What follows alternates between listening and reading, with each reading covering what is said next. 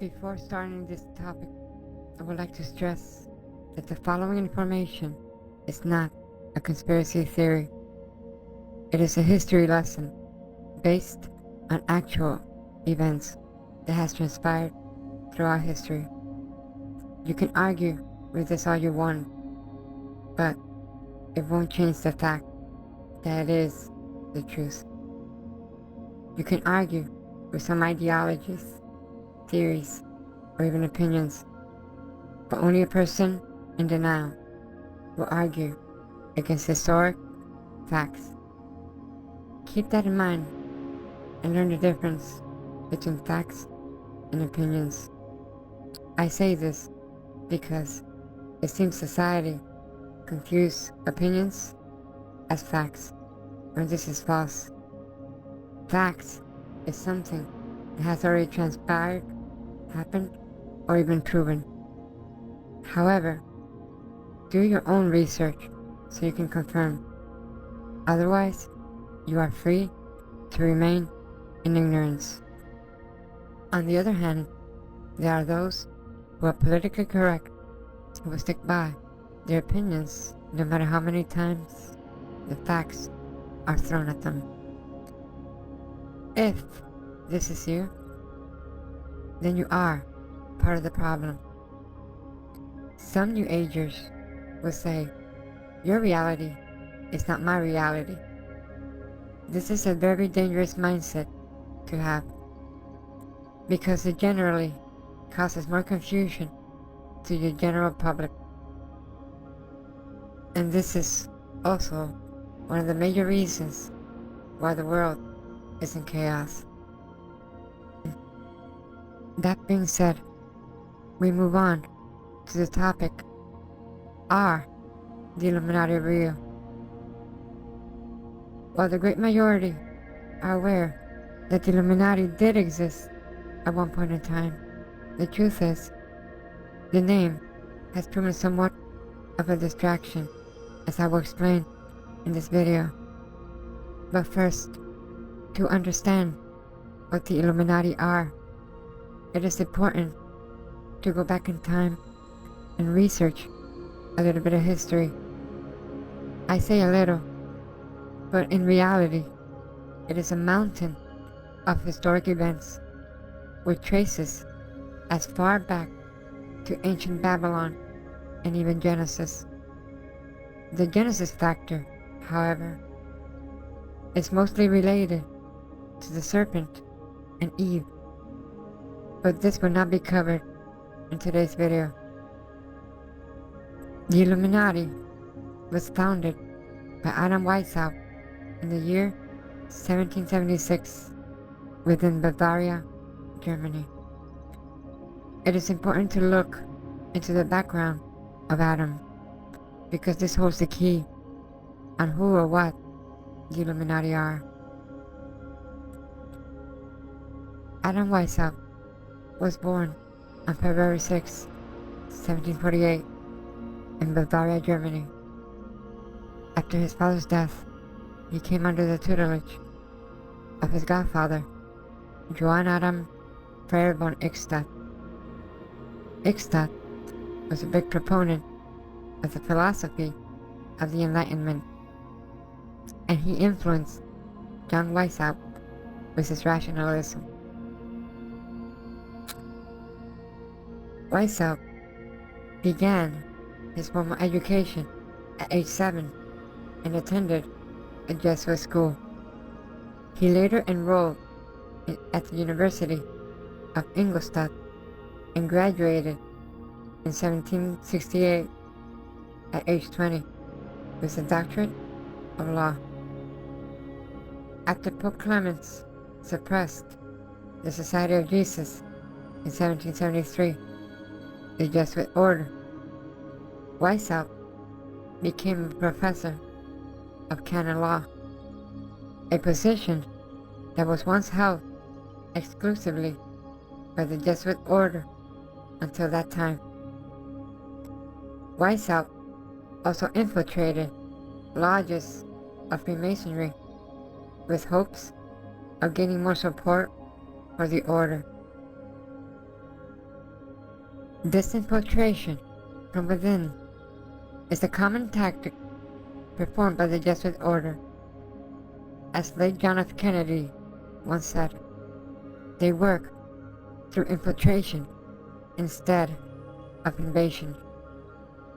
The Trojan horse or Trojan virus tactic. This is a very important set of facts that is often overlooked by both conspiracy theorists and mainstream media alike. Here we see that Adam was influenced in the ways of the Jesuits at a very young age. The whole purpose of the creation of the Illuminati was to bring back the Jesuit order back to its former glory. After the infamous group was forced to disband for causing destabilizations in nations and European countries. As the voices grew louder against the Jesuits, Pope Clement had no other choice but to disband the group, but refused to condemn them. However, one would argue that the Jesuits never disbanded, but rather took on a new name, or in this case, the Spanish name, Los Alumbrados, which translates to the Illuminated. It is very important to look into the history of the Jesuit order, because this power does in fact exist today. Under Pope Francis and many bankers that are tied to the Vatican, including the Rothschilds, the Rockefellers, and others. Their tactics remain the same throughout the course of history. By identifying these tactics, you can identify the enemy along with their minions, including, and not least, George Soros. The Society of Jesus, more commonly referred to as the Jesuits, were the armed militia of the Roman Catholic Church. It was this group that was behind the atrocities within the Crusades, which persecuted both real Jews and Christians under the guise of being Christians themselves. You could see why the Pope refused to condemn the Jesuits, since they were a very important part of the Roman Catholic Church. They were sanctioned in 1540 by Pope Paul III with one mandate: to defeat Protestantism and regain worldwide papal rule. Does this sound familiar? Now we begin to have clarity on what the actual Illuminati are, so we can safely discard the term Illuminati and replace it with the Jesuits or the IHS instead. Since in essence, they are simply two sides of the same coin, managed by virtually the same people with the same philosophy. But they both have one thing in common. They both took orders from the Roman Catholic Church, and they were often known as the Knights Templars, and they both worshipped the demonic goddess Asherah, Isis, Lilith, Lucifer, which was cleverly guised under the Virgin Mary. The Jesuit order was founded during the Reformation era in 1534. Ignatius Loyola became the society's first general when Pope Paul III approved of it in 1540. Don Inigo Lopez de Loyola, who later changed his name to Ignatius Loyola, was born on October 23, 1491, in Especia, Spain. He died July 31st, 1556, in Rome, Italy. As a young man, he was said by police records to be violent, vindictive, and dangerous. His lifelong ambition was to become a powerful military commander until a cannonball broke one of his legs and wounded the other, which ended his military ambitions. This event caused him to be removed from battle, as he underwent into numerous painful surgeries, and it took him a long time to recover. During these moments, Inigo Lopez suffered a mental breakdown, not being able to come to terms with the end of his military career. He began reading religious texts and was particularly interested in the works of the Catholic saints. More specifically, he was inspired by the life of Francis of Assisi, and he set out to emulate his deeds. This was when he began to envision Jesus as a form of military commander. And although his military career had ended, he thought that he would become a former commander in the army of Jesus instead. The goal, which would be to conquer the world. With his goals in mind, he set out across Spain to the mountains of Montserrat, where a monastery existed. Within this monastery, there was a sacred goddess idol called the Black Virgin of Montserrat, which he stood before in vigil for 3 days. There he committed himself and his work to her, and by doing so, he committed himself to the demonic goddess Asherah. If you follow the previous articles and videos for the Golden Path, along with the sources provided, you will instantly see the connection that leads to goddess worship, or the worship of the Queen of Heaven. It is important to note that the origin of the Catholic Church was due to the transformation of Rome under Emperor Constantine, who brought in real Christian traditions and mixed it with paganism. It was through this transformation that Rome claimed authority over Christianity and many other religions, including paganism. While at the same time, the infamous Crusades slaughtered real Christians and Jews, especially those who spoke out against this act. This event was set out into motion when in 1540, Pope Paul III gave the Jesuits, or the Knights Templars, one mandate: to defeat Protestantism and regain worldwide papal rule. This war has continued till this day, as real Christians and Jews continue to be slaughtered and persecuted. The founding fathers of the United States wanted to break free from religious tyranny as well as the banks, which had overtaken Great Britain in 1776. Ironically, during the same year, the Illuminati, the Jesuits' temporary order, was founded. This is also one big hint that empires cannot rise without raising an equal. It is cause and effect by a natural law, which George Bush Sr. himself once referred to as the law of the jungle.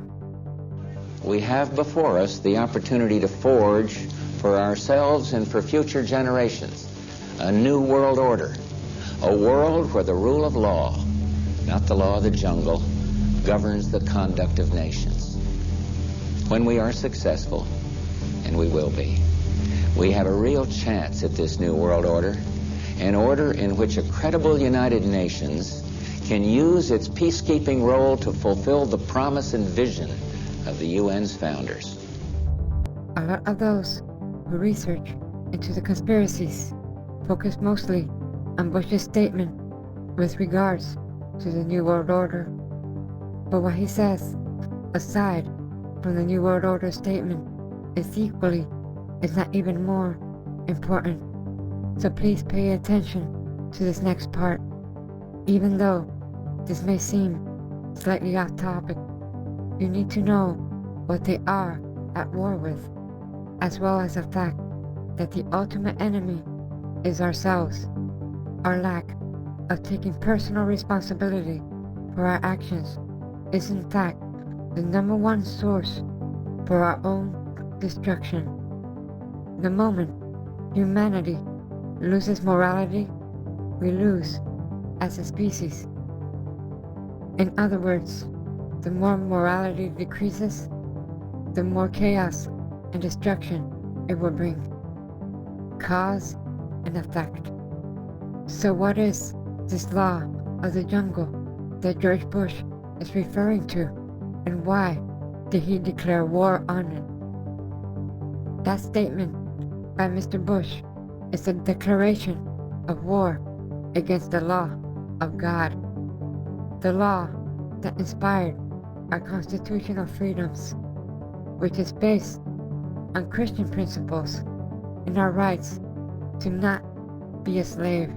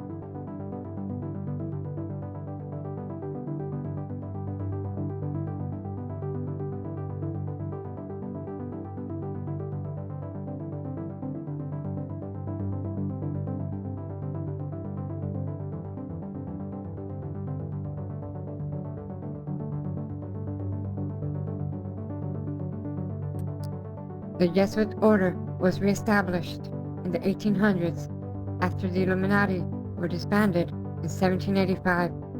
Thanks to the backing of the Rothschilds, the Jesuits took part within Adolf Hitler's brown shirts and were also among the Nazi scientists back in World War II.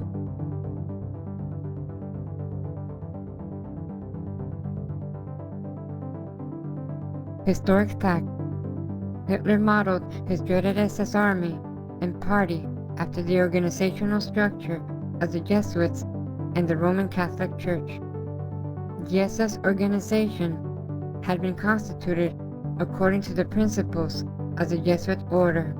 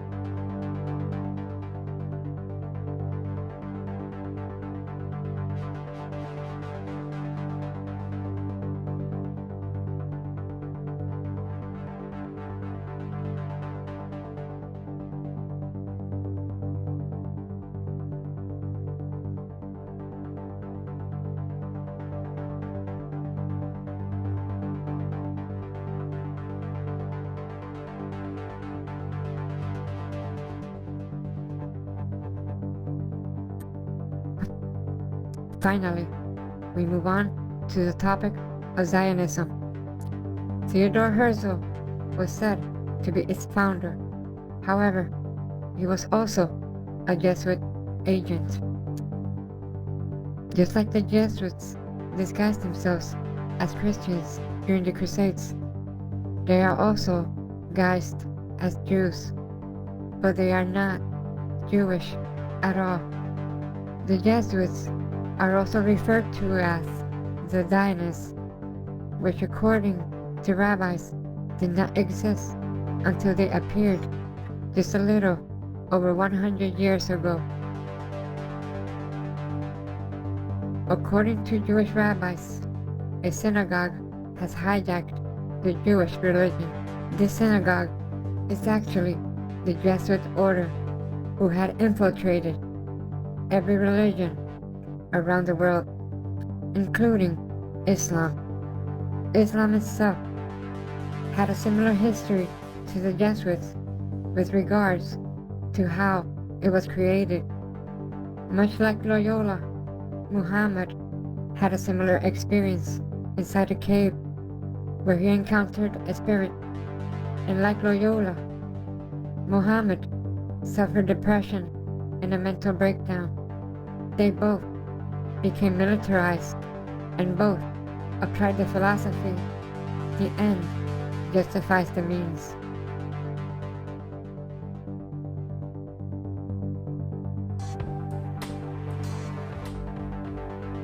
Judaism is a religion, a spirituality to serve God, thousands of years old.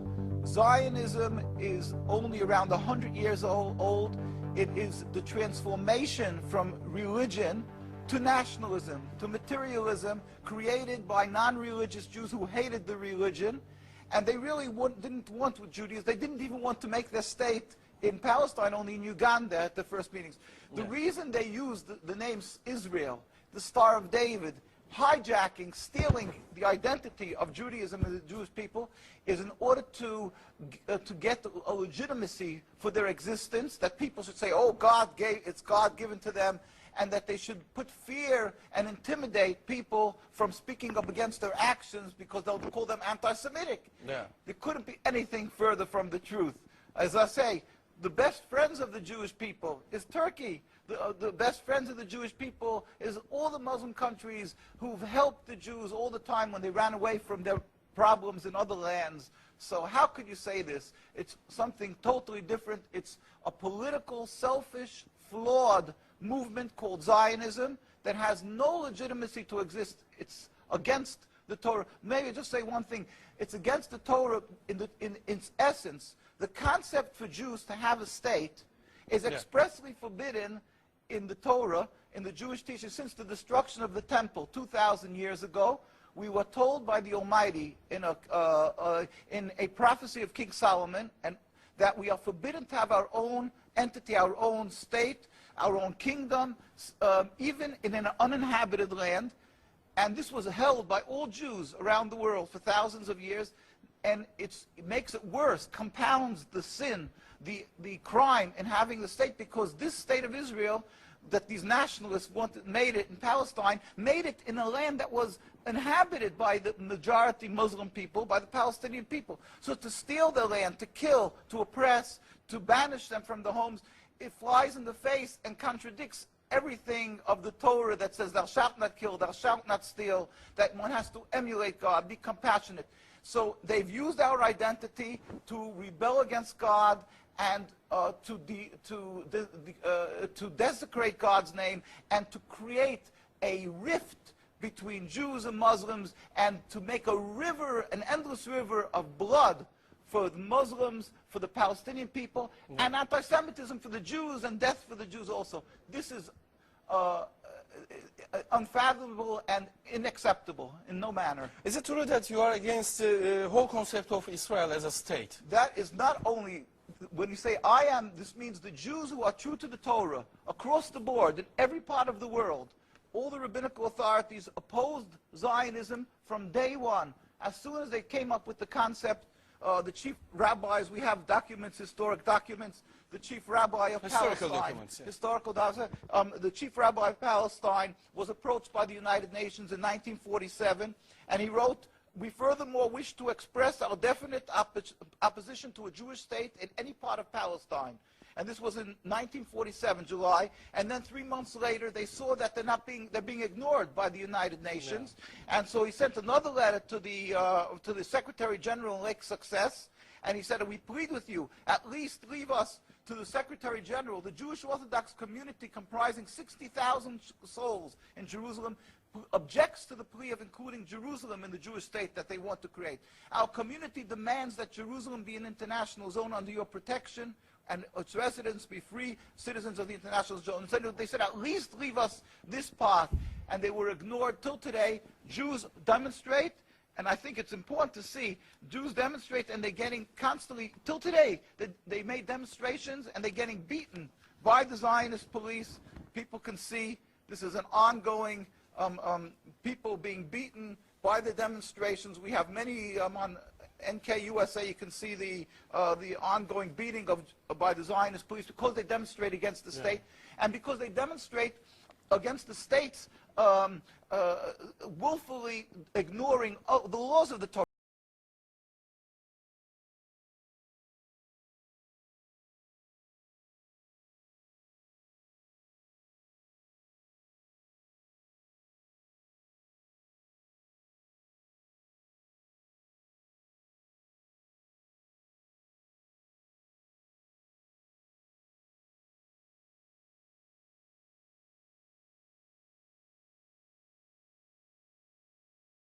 The very word secrecy is repugnant in a free and open society, and we are, as a people, inherently and historically opposed to secret societies, to secret oaths, and to secret proceedings.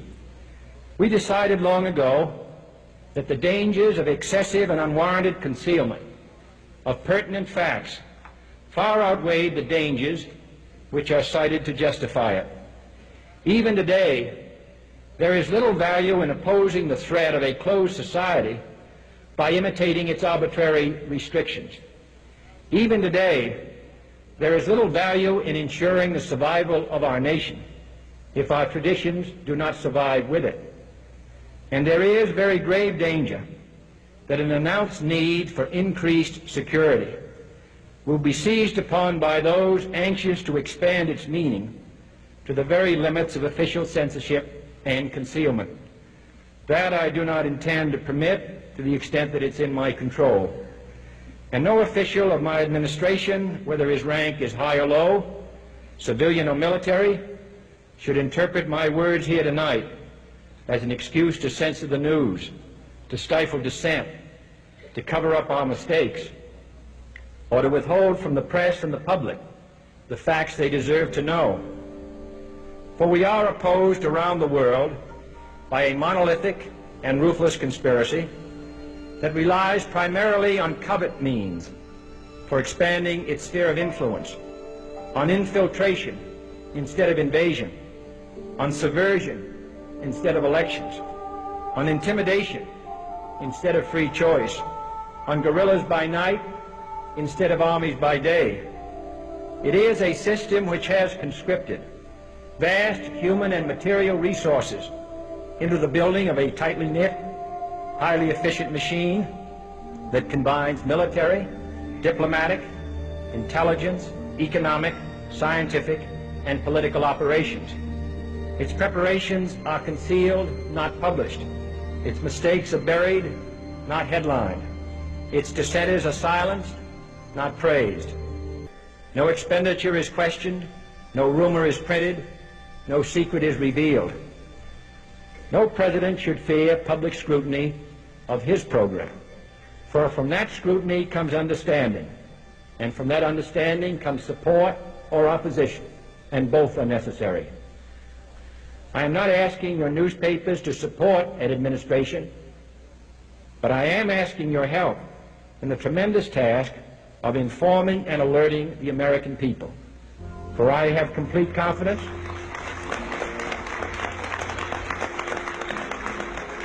in the response and dedication of our citizens whenever they are fully informed. I not only could not stifle controversy among your readers, I welcome it. This administration intends to be candid about its errors. For as a wise man once said, an error doesn't become a mistake until you refuse to correct it.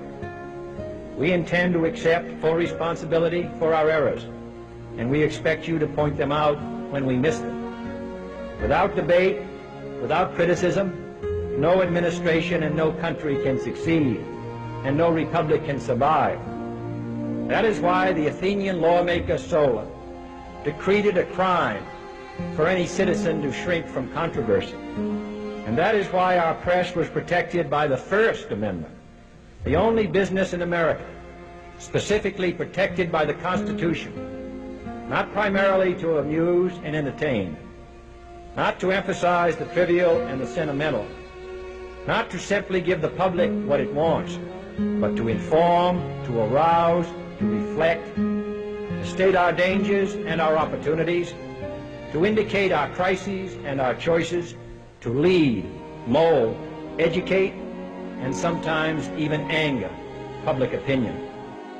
This means greater coverage and analysis of international news, for it is no longer far away and foreign, but close at hand and local.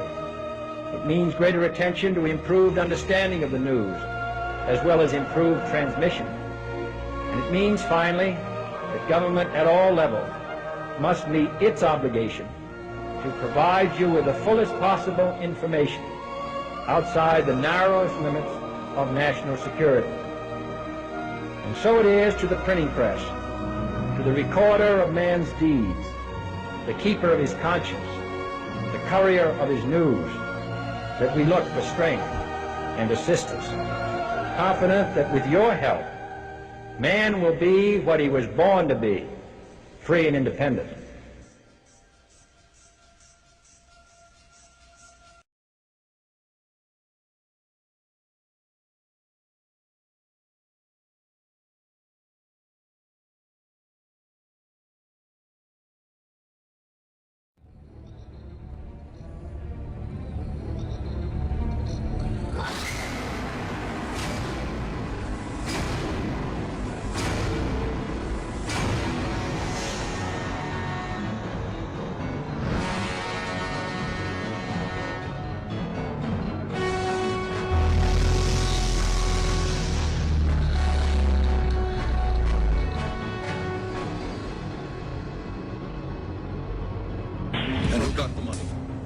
Hundreds and hundreds of banks, any bank that has access to the U.S. Federal Reserve's discount. Tell us who they are.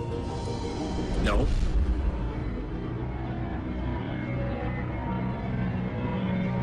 A World Bank to destroy the economy of this country and to bring in global governance. So who got the money? To financial institutions in Europe and other countries. Which ones? I don't know. $500 billion and you don't know who got the money?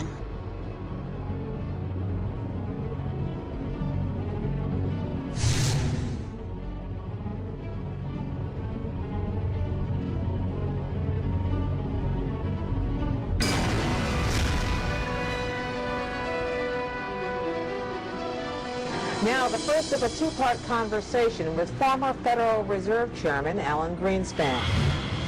Well, first of all, the Federal Reserve is an independent agency, and that means basically that there is no other agency of government which can overrule actions that we take.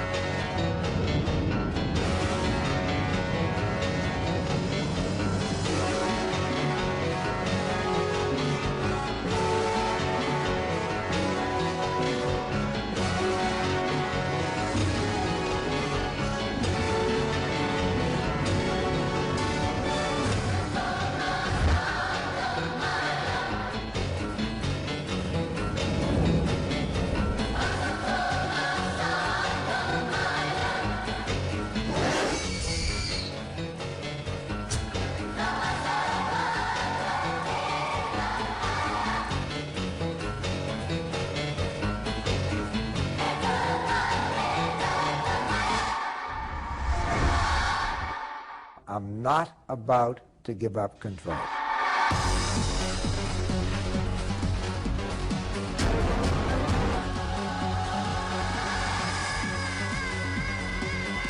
The basic problem is that we are living in a virtual reality. We're living in a totally controlled environment, an environment that has been created by mass media. Now, many people, especially young people, accept unquestioningly the reality that is presented by the media. Popular culture, movies, television, music, carry messages about how society works and how people should behave. And so entertainment is not value-free. It has ideological content. It presents a worldview that influences the people who watch the programming.